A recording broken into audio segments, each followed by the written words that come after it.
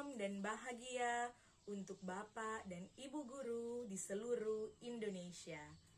Perkenalkan, nama saya Vika Devi Marlis Sinolungan. Saya adalah guru matematika di SMA Negeri 1 Amurang, Kabupaten Minahasa Selatan, Provinsi Sulawesi Utara. Saat ini, saya akan membagikan praktik baik dari implementasi kurikulum Merdeka, yaitu pembelajaran berdiferensiasi yang diterapkan di kelas 12 MIPA pada mata pelajaran matematika.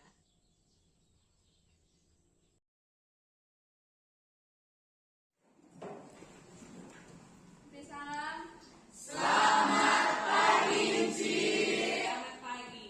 Silakan duduk. Dalam satu kelas, terdapat banyak murid yang belajar di dalamnya. Tentunya setiap murid memiliki karakter, kekuatan, minat, keterampilan, serta gaya belajar yang berbeda-beda. Setiap memasuki kelas, guru selalu diperhadapkan dengan keberagaman murid-muridnya.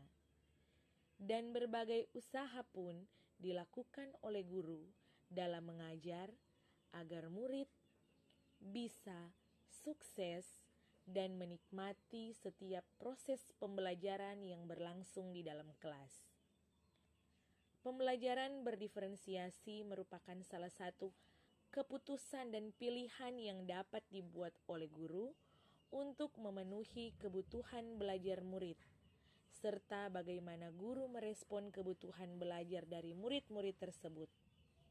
Dan sebagai guru, pastinya kita tahu bahwa murid akan belajar dengan baik jika setiap materi dan tugas yang diberikan sesuai dengan apa yang mereka pelajari dan yang mereka pahami. Sehingga dari dalam diri murid akan timbul rasa ingin tahu, dan guru juga dapat memberikan kesempatan kepada murid untuk mengerjakan tugas sesuai dengan cara yang diinginkan oleh murid. Berdasarkan pengalaman saya dalam mengajar pelajaran matematika, tak dapat dipungkiri bahwa pelajaran matematika banyak ditakuti oleh murid karena memiliki tingkat kesulitan yang tinggi. Namun, sebagai seorang guru matematika, sudah tugas saya untuk berusaha merubah cara pandang murid-murid mengenai pelajaran matematika. Dari hal yang menurut mereka sulit, mereka takut untuk belajar, menjadi pelajaran yang mereka sukai dan yang nantinya akan mereka rindukan.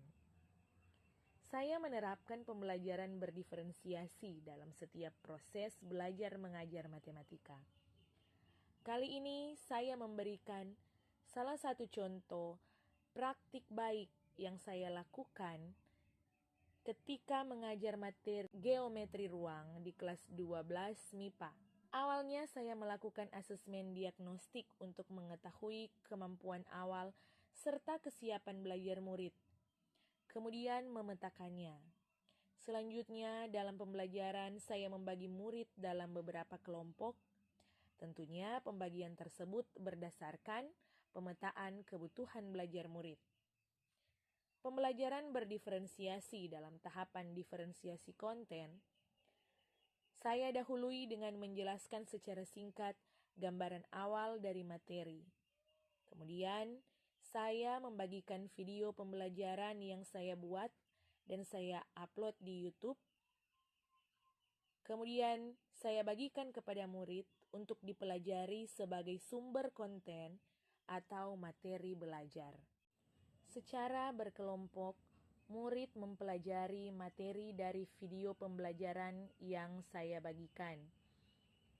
Kemudian, saya memberikan kesempatan kepada murid untuk memproses setiap materi yang dipelajari dengan menyusun soal dan menjawabnya secara berkelompok dan memberikan kebebasan kepada murid untuk memilih bangun ruang sesuai keinginan mereka, menentukan ukuran dari setiap bangun sesuai dengan yang mereka inginkan, kemudian secara berkolaborasi dalam kelompok, murid menentukan sendiri bagian-bagian mana yang akan dihitung dan yang akan diukur. Jadi murid membuat soal dan jawaban sendiri berdasarkan konten atau materi yang mereka pelajari pada video pembelajaran. Peran saya sebagai guru adalah mengontrol dan memberikan bimbingan dan tuntunan kepada murid sehingga jika ada hal yang belum dipahami, bisa saya bantu jelaskan dan tuntun mereka hingga mereka bisa memahami materi yang diajarkan.